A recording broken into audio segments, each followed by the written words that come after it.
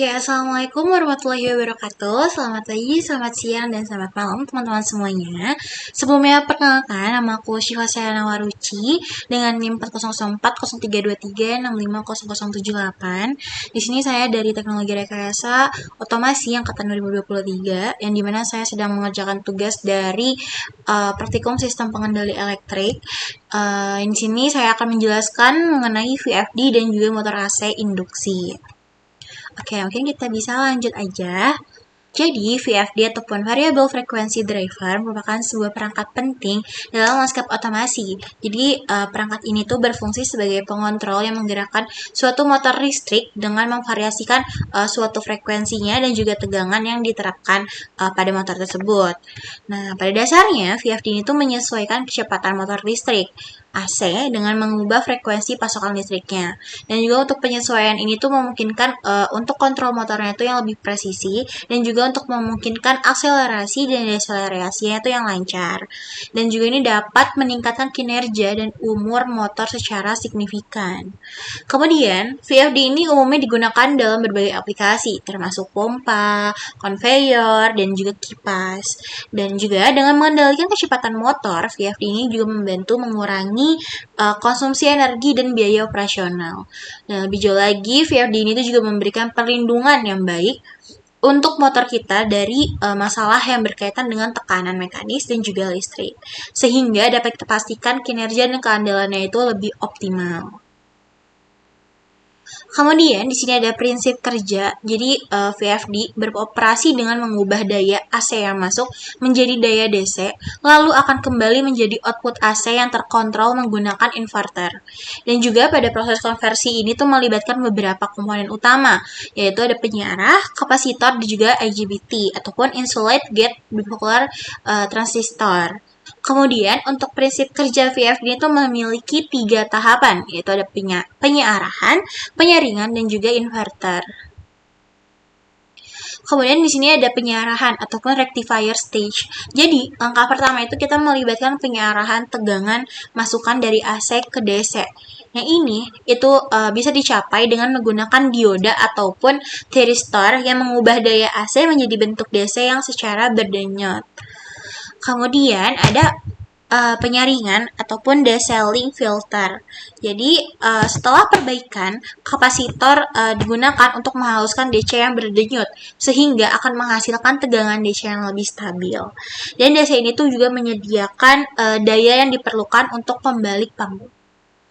Selanjutnya ada pengarahan dari DC ke AC. Jadi inverter ya, inverter itu kemudian akan mengubah si arus searah ini kembali menjadi arus bolak-balik dengan menyalakan dan juga mematikan IGBT secara cepat.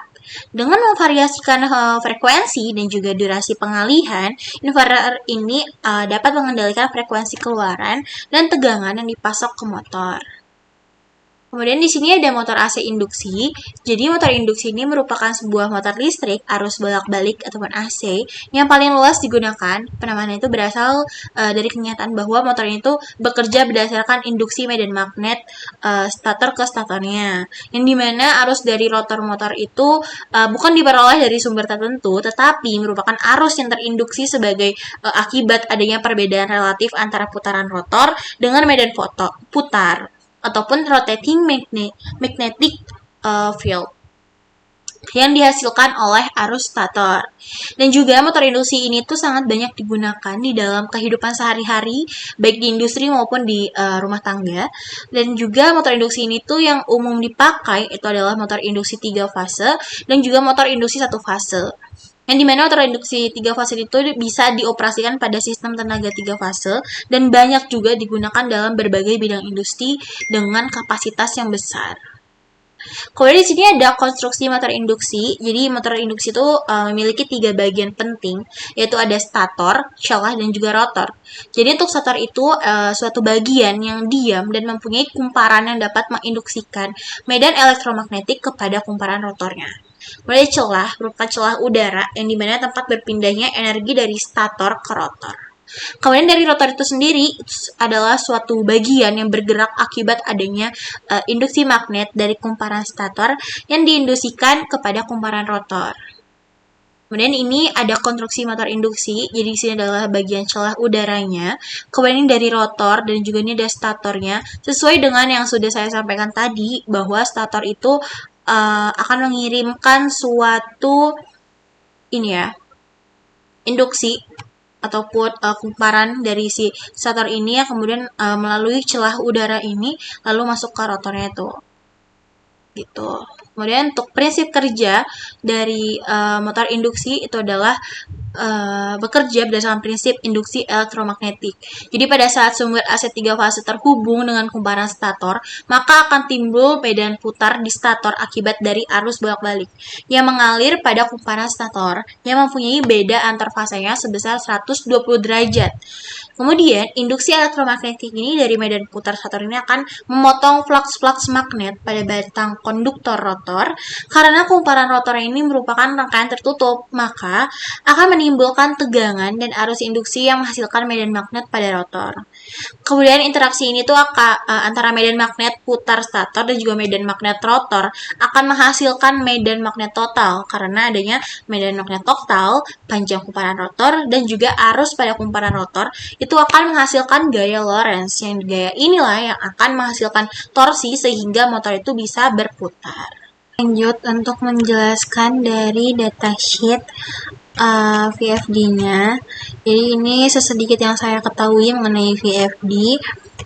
Itu di sini terdapat penjelasan mengenai VFD-nya itu sendiri. Jadi untuk start torsinya ada 0,5 Hz, kemudian overload compatibility-nya itu 200%, kemudian ada speed akurasinya 0,5%, dan juga di sini ada analog input, ada digital input, ada analog output, ada digital output, relay, communication port. Kemudian sini ada powernya, power dari motor itu sendiri 1 AC 220 sampai 240 volt, kurang lebih 15%. Di sini ada juga yang 3 AC 380 460 volt, tapi kita memakainya 220 volt ini. Kemudian ini 3 AC 220 volt sampai 240 volt, kurang lebih 15%, ada 0,75 kW itu 0,75 dan juga 1. Kemudian di sini ada bentuk ininya ya. Di sini ada bentuk dari alat VFD-nya itu sendiri. Ini W1, ini ada H1, kemudian ini ada ukurannya. Kemudian ini ada front view-nya, di sini juga ada proc, kemudian ada untuk menaikkan dan juga menurunkan, ada enter, juga ada stop, dan ada side view-nya. Kemudian ini saja dari datasheet yang saya ketahui. Kemudian kita bisa lanjut ke parameter-parameter apa saja yang kami gunakan pada praktikum kami, yaitu motor 3 fasa. Ini ya, VFD menggunakan AC itu fasa menjadi 3 fasa. Oke, kita bisa membaca. Di sini kita menggunakan clamp-meter, multimeter, tachometer, terus juga ada stopwatch. Ini tidak dipakai. Stetoskop juga tidak. Kemudian di sini kita wiring dulu. Ini LN ke input VFD, kemudian juga ini ke motor sudah terpasang, dan juga groundnya juga jangan lupa dipasang. Kemudian untuk parameter awalnya, jadi parameter awalnya itu kita ingin dari si sumber frekuensinya. Di aplikasi ini pada kode P10 dan juga menggunakan nilai awalnya itu 1. Kemudian untuk rentang ujinya itu bisa 0, 1, 2, ataupun 3. 0 itu untuk keypad, untuk 1 pot, 2 analog, dan 3 itu RS485. Kemudian untuk sumber start ataupun stopnya kita menggunakan kode di P11 dan juga nilai awalnya itu ada 0 dan rentang ujinya 0 atau 2, dan 2 itu untuk terminal digital. Kemudian untuk batas frekuensi maksimalnya itu menggunakan kode P06 yang dimana nilai awalnya itu 50 Hz dan juga rentang ujinya 100 Hz. Itu bisa dinaikkan ataupun diturunkan sesuai dari instruksi yang ada di praktikum modul ini. Kemudian untuk batas frekuensi minimalnya itu menggunakan kode P07, jadi nilai awalnya itu 0 Hz, kemudian rentang ujinya itu 0 sampai 10 Hz. Untuk mode stopnya itu ada di kode P12 untuk nilai awalnya 1 deklarasi, kemudian rentang ujinya 0 tuh untuk inersia dan 1 untuk dek. Kemudian ramp accelerationnya itu menggunakan kode P34 yang dimana nilai awalnya itu 20 Hz dan juga rentang ujinya 10 sampai 50 Hz per second. Kemudian ada ramp deceleration itu menggunakan kode P42 yang dimana nilai awalnya itu 20 Hz per second ataupun rentang ujinya 10 sampai 50 Hz. Dan juga untuk jog frekuensinya P86 itu ada di rentang awalnya 5 Hz dan juga rentang ujinya 1 sampai 10 Hz. Kemudian di sini ada langkah-langkah praktikum. Sebentar. Oke, kita jelaskan dulu dari akselerasi ataupun cara men-settingnya ya. Lihat sebentar. Program, terus habis itu P10 itu 1. Kita bisa mengatur pada P1 ini kita bisa P10 untuk mengatur dari satu frekuensinya, kemudian nilai awalnya bisa kita pilih 1, kemudian kita function data, ini kita bisa atur lagi untuk P11, P6 nya batas maksimumnya itu dipilih, kemudian untuk ini kita kondisi 0 dulu, kita end dulu, kemudian P12 untuk mode stop nilainya 1, kemudian untuk nilai ramp acceleration-nya itu tadi P34 ini bisa dipilih sampai P34. Motion data untuk nilainya itu ada 20 Hz, kemudian di end-in, kemudian untuk ramp deceleration-nya itu P42 dan untuk nilainya 20 dipilih lagi, kemudian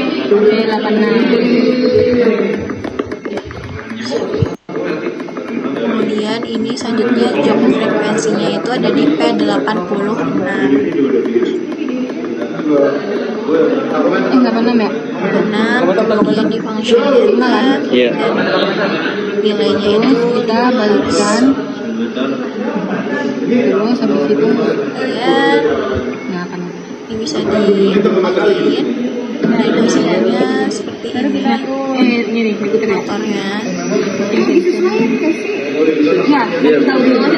Terus kalau misal di forward sudah ditekan trend dan juga bisa dinaikkan set poinnya secara pelan-pelan ya, secara bertahap tadi. Dan nanti akan motornya bergerak. kebalik nggak sih arahnya? Ini kebalik ya? Kemudian nanti akan ada kondisi arahnya, ada forward sama ada juga reverse. Nanti dulu nggak sih? Kemudian ini pada kondisi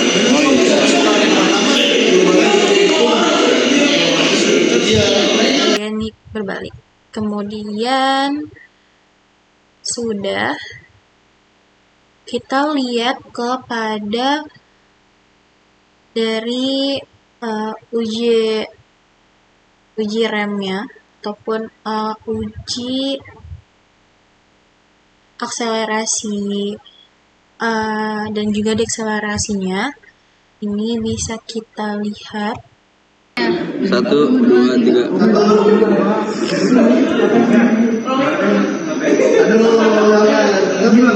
Gimana kalau ada 7 minggu? Kabar belum? Keyword putra. Stop. Nah, ini pada kondisi P3 sampai 75. P42-nya 5, kemudian frekuensinya 75 dan waktu akselerasinya itu ini 15,6, terus kemudian waktu dekselerasinya 15,83 dan arus pasanya itu 1. Terlihat di sini. Kemudian ini kita bisa cek kembali.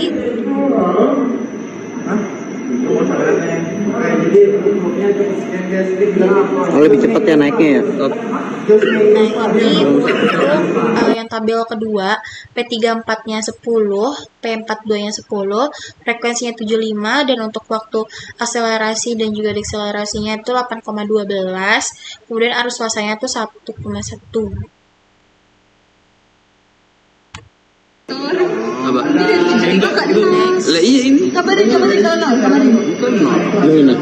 0. 812. Ini untuk 8,12 Oh, iya benar. nya. Pokoknya kalau mau tahu ya, siap. Akselerasinya. 23. Apa coy ini? Tolong aku. Ini adalah Kayak dia ngetopnya telat. Nah, ini kan udah ke 75. Saya bisa tadi sama ya. Di 8 detik itu akselerasi yang tadi P34-nya 10. Nah, sini saya juga tunjukkan pada ini tuh ya. ujian dari tadi Nah, sih belum masih stop dulu. di frekuensi yang 100 dan mendapatkan nilai RPM 295,2. Kemudian untuk arus pasangnya ini ada 0,4 ataupun 0,48. Anjay. Dia ganti-ganti ini. Iya, soalnya memorinya banyak. 1186. Oke, ini sudah saya tunjukkan semua. Ada pengujiannya yang sudah tertera. Kemudian di sini juga saya tunjukkan pada forward dan reverse dan juga jog fitur. Kemudian di sini saya tunjukkan hasil dari sebentar.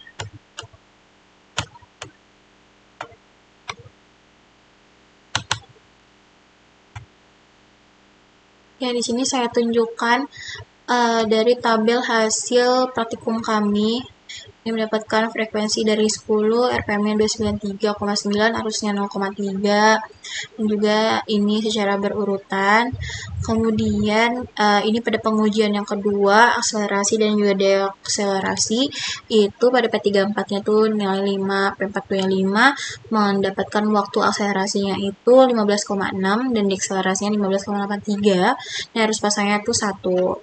Di sini juga ada P34 yang 25, P42 yang 25, frekuensinya 75, mendapatkan waktu akselerasinya sangat cepat yaitu 3,38 dan waktu deakselerasinya 3,19 dan juga arusnya itu 1. Kemudian ini saja yang sudah saya tunjukkan mulai dari video VFD, kemudian akselerasi dan deakselerasi, kemudian juga forward dan reverse juga sudah saya tunjukkan dan jog fiturnya. Mungkin cukup dari saya, kurang lebihnya mohon maaf. Wassalamualaikum warahmatullahi wabarakatuh.